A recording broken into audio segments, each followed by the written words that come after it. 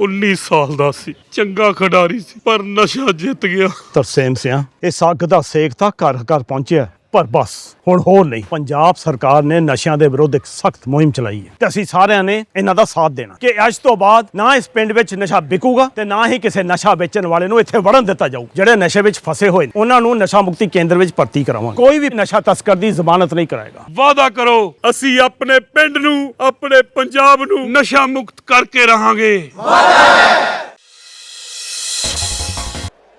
अभी कुछ दिन पहले मेरे पास कंबोज भाईचारे के कई लोग आए थे।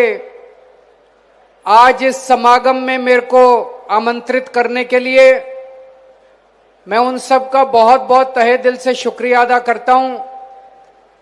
आज उन लोगों की वजह से आपके बीच में आने का मौका मिला, आप लोगों से बात करने का मौका मिला, और मैं ये सम्मान की बात मानता हूं कि उनके शहादत दिवस में आज मुझे शामिल होने का मौका मिला।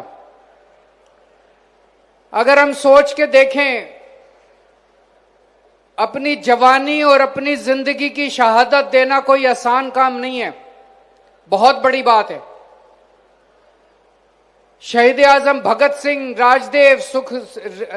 राजगुरु सुखदेव, शहीद ऊधम सिंह, सुभाष चंद्र बोस, चंद्रशेखर आजाद, न जाने कितने लोगों ने देश के लिए कुर्बानियां दी।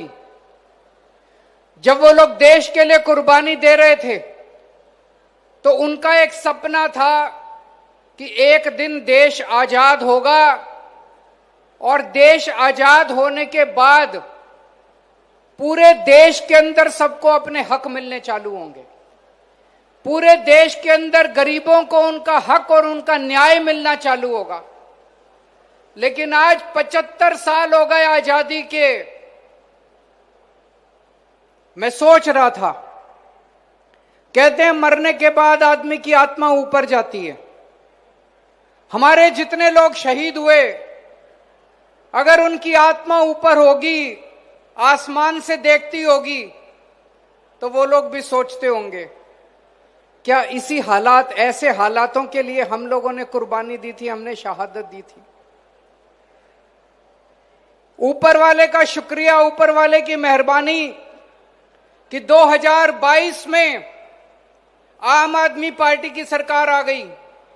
लेकिन उसके पहले के हालात देखो, इनकी सरकारों ने जिस तरह से घर घर के अंदर नशा बांटा, जिस तरह से इन्होंने पूरे पंजाब को बर्बाद कर दिया, जिस तरह से इन्होंने स्कूलों को बर्बाद कर दिया, अस्पतालों को बर्बाद कर दिया, हर जगह भ्रष्टाचार ही भ्रष्टाचार कर दिया, सारा पैसा लूट के खा गए ये लोग।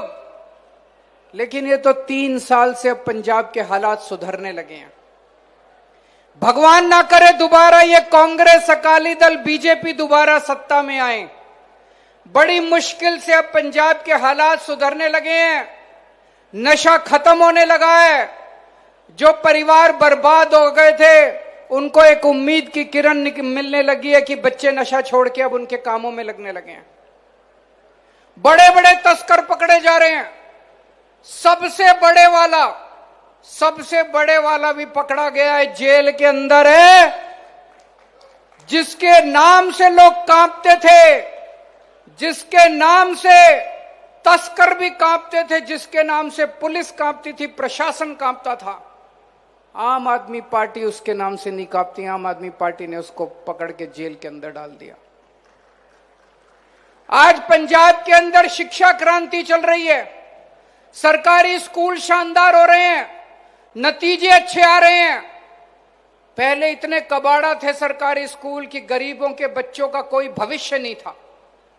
अब पिछले 1-1.5 साल से गरीबों के बच्चे आईआईटी में जा रहे हैं, इंजीनियर बन रहे हैं, डॉक्टर बन रहे हैं, वकील बन रहे हैं।